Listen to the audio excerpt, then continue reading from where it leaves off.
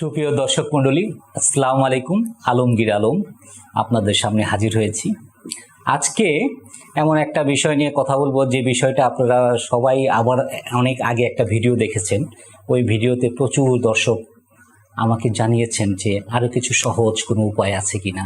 এইরকমই একটা বিষয়। আসলে মানুষ শুধু চায় সহজ সহজ জীবন যাপন করার জন্য, কিন্তু জীবন যাপন করার ক্ষেত্রে কিন্তু সহজটা করেন না। ওনারা বার্গার খায়, একটা চমৎকার পিজা খাই, কিন্তু এটা কিন্তু সহজ কিছু না। এটা সহজ সহজ একটা আপেল, সহজ একটা পেয়ারা, সহজ একটা আম, এগুলো কিন্তু আমরা খাওয়ার প্রতি আমাদের আগ্রহ কম। কিন্তু যেটা জটিল সেটা খাই, কিন্তু চিকিৎসার ক্ষেত্রে আমরা সহজ কিছু আশা করি। তারপরও আমি আপনাদেরকে চেষ্টা করব যে আপনারা সহজ কিছু ভাবে। আজকের সাবজেক্ট হচ্ছে ইউরিক অ্যাসিড বেড়ে যাওয়া। যেই মানুষটার ইউরিক অ্যাসিড শরীরে বেড়ে যায়, তখন সে যে ব্যথা অনুভব করে, ইউরিক অ্যাসিড ব্যথার কারণে যে সে চলতে পারে না, রাতে ঘুম থেকে হঠাৎ করে দেখা গেছে যে মাঝপথে উঠে যেতে হয়, ভোরবেলায় ঘুম থেকে ওঠার পর তীব্র ব্যথা, এই সব কিছু কিন্তু ইউরিক অ্যাসিডের একটা বড় কারণ। সেই সাথে ইউরিক অ্যাসিড বেশি বেড়ে গেলে সেটা হচ্ছে যে আপনার সবসময় অবসাদগ্রস্ত মনে হবে, মানে আপনি চলতে পড়তে পারছেন না, জ্বর জ্বর ভাব হবে, আবার বিভিন্ন স্থানে আপনার চুলকাবে, আবার কোথাও যাওয়ার চামড়া উঠে যাচ্ছে। আর ব্যথা হওয়ার কারণে আপনার দেখবেন যে কোনো একটা মোজা আপনি পরেছেন, তখন দেখবেন যে আপনার চারদিকে লাল হয়ে গেছে, এবং এই বিভিন্ন জয়েন্টগুলো ইউরিক অ্যাসিডের সবচেয়ে বড় হচ্ছে যে বিভিন্ন জায়গায় ব্যথা। আপনার এখানে ব্যথা, কোনোই ব্যথা, আঙ্গুলে ব্যথা, বিশেষ করে প্রথম শুরু হবে যে আপনার আঙ্গুলের ব্যথা দিয়ে আপনি ঠিকমতো হাত আপনি নাড়াতে পারবেন না, আপনার হাতগুলো আড়ষ্ট হয়ে যায়। এগুলো কিন্তু ইউরিক অ্যাসিড বেড়ে যাওয়ার একটা বড় কারণ। ইউরিক অ্যাসিড বাড়ার একটা বড় কারণ হচ্ছে যে আমাদের কিছু খাদ্য ব্যবস্থার মধ্যে আমরা যদি ওগুলো একটু অতিরিক্ত খাই, তাহলে হচ্ছে যে ইউরিক অ্যাসিড বাড়তে থাকে। আমাদের খাদ্য উপাদানের সবচেয়ে বড় ইউরিক অ্যাসিডের দুর্বলতা হচ্ছে যে আমাদের শরীরের ভিতরে অতি মাত্রায় আমরা প্রাণীজ প্রোটিন খাই। এই প্রাণীজ প্রোটিন মানে মাছ, মাংস, ডিম, দুধ, এইগুলো যখন আমরা খেতে থাকি, তখন হচ্ছে কি আমার শরীরে আমার ক্যাপাসিটি আছে মাত্র 50 গ্রাম এই প্রোটিনকে গালানোর মতো, কিন্তু প্রতিদিন আমরা এটা খেয়ে যাচ্ছি। আমরা 3 বেলায় মাছ খাই, মাংস খাই, ডিম খাই, দুধ খাই, এগুলোতে প্রচুর পরিমাণ ইউরিক অ্যাসিড আমার শরীরে স্টোর হতে থাকে।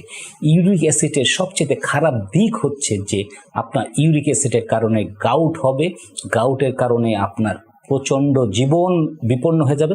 সেই সাথে ক্রিস্টাল আকার আপনার ইউরিক অ্যাসিড আস্তে আস্তে জমতে থাকে, সেগুলো আপনার বিভিন্ন জয়েন্টে জমতে থাকে। জয়েন্টে জমতে আপনার একটা পর্যায়ে কিডনিটাকেও বিকল হওয়া শুরু করে। কারণ কি, এটা আপনার পানির ঘনত্ব বাড়িয়ে দেওয়ার কারণে, ইউরিক অ্যাসিড বেড়ে যাওয়ার কারণে আপনার ফিল্টারিং সিস্টেম, কিডনির যে ফিল্টারিং সিস্টেম, এটা ঠিকমতো কাজ করে না। তখন আপনার আস্তে আস্তে জমতে থাকে। এই জমাতে আপনার হচ্ছে যে শরীরের ভিতরে আপনার বিভিন্ন জায়গায় পাথর জমা শুরু করতে পারে। এই ইউরিক অ্যাসিড কিন্তু একটা খুব খারাপ একটা রোগ বেড়ে গেলে। কিন্তু আপনি যদি ইউরিক অ্যাসিড যদি না থাকে শরীরের ভিতরে, আপনি কিন্তু মারা যাবেন।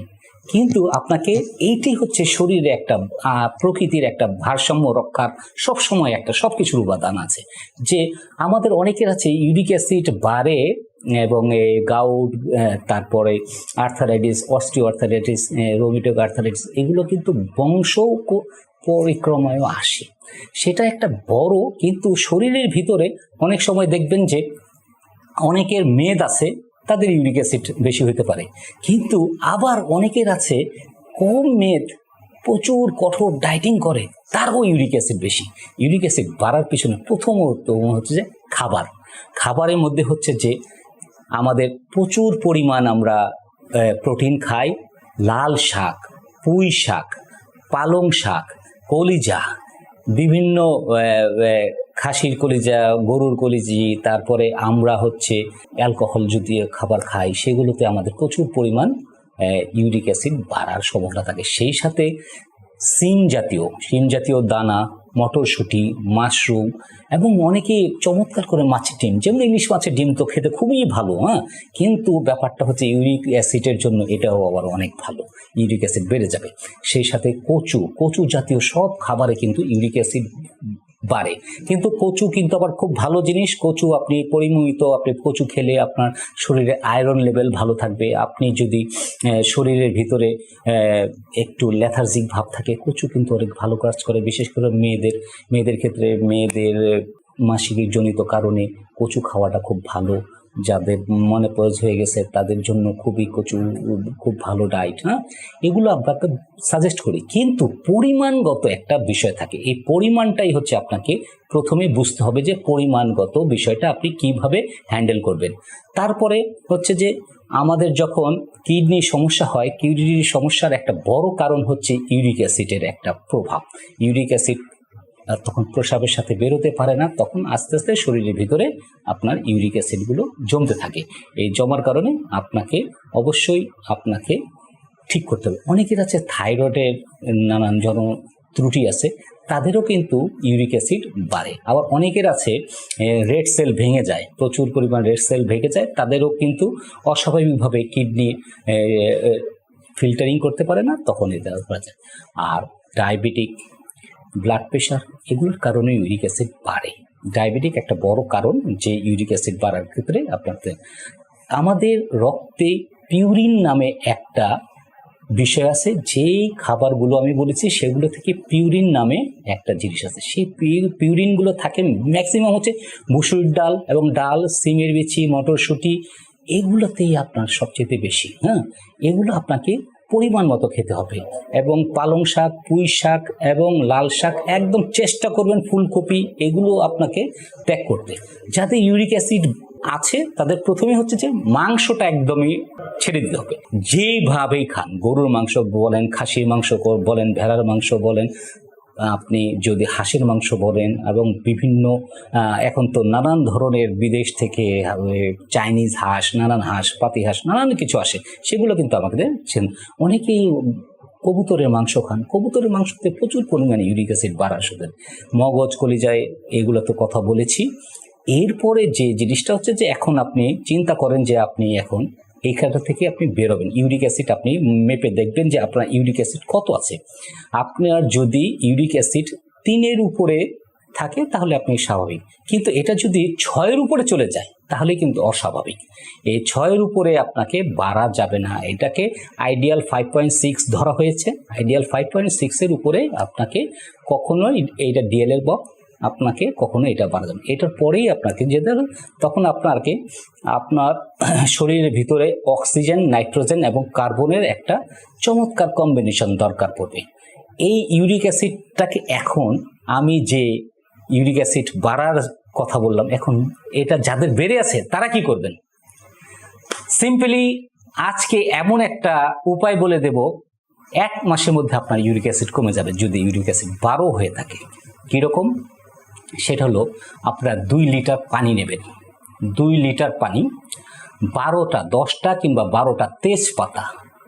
চমৎকার একটা বিষয় যে আপনি 2 লিটার পানি, একটা বলে 2 লিটার পানি নেবেন, ওই 2 লিটার পানি নেওয়ার সাথে আপনি 10-12টা তেজপাতা দিয়ে আপনি দীর্ঘক্ষণ জাল দিবেন।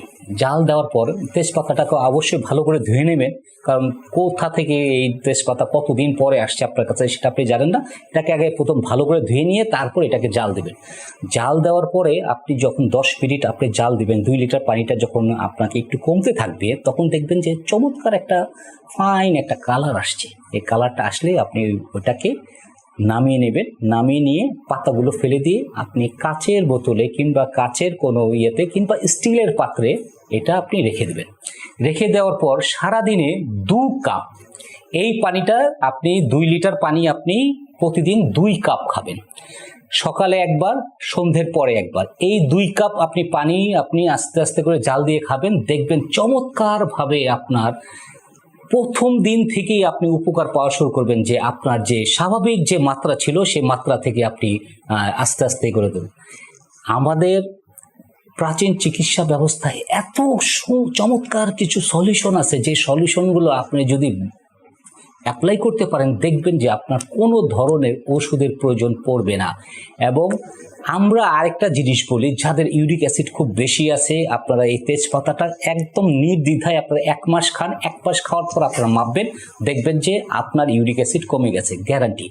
এইখানে আমি একটা ট্রায়াল দিয়েছিলাম। আমার একজন পেশেন্ট, উনি হচ্ছে যে জাহাঙ্গীর মাতব্বর, ওনাকে আমি এই ইউরিক অ্যাসিডের জন্য, ওনার ইউরিক অ্যাসিড বাড়া ছিল, ইউরিক অ্যাসিড বাড়ার জন্য ওনাকে আমি এইটা সাজেশন দিয়েছিলাম। উনি 13 দিন, মাত্র 13 দিন এই ইউরিক অ্যাসিডের ওষুধ খেয়ে, এই তেজপাতার পানি খেয়ে তার 1 পয়েন্ট ইউরিক অ্যাসিড কমিয়ে ফেলেছেন। এবং ওনার এই রিপোর্টটা আমি আপনাদেরকে দেখাবো, যে উনি নিজে যদি করতে পারেন, নিজেই করতে পারেন, আপনিও নিজে করতে পারবেন। এর জন্য কোনো ধরনের কোনো ওষুধপত্র কিংবা অনেক কিছুর আয়োজনের প্রয়োজন নাই। আপনি কিছু খাবার দাবার কিছু সংশোধন করবেন, আর আপনি নিশ্চিন্তে আপনি এই তেজপাতা পানিটা খাবেন। সুপ্রিয় দর্শক মণ্ডলী, আমি কিন্তু স্বাস্থ্য আন্দোলনে আছি। আমরা চাইবো আপনারাও আমাদের সাথে শরিক হন, এবং যারা ইউরিক অ্যাসিড সংক্রান্ত সমস্যায় ভুগছেন তারা জানেন যে ব্যথা কি জিনিস। এই ব্যথা থেকে মুক্ত হওয়ার জন্য তেজপাতাই যথেষ্ট। ধন্যবাদ।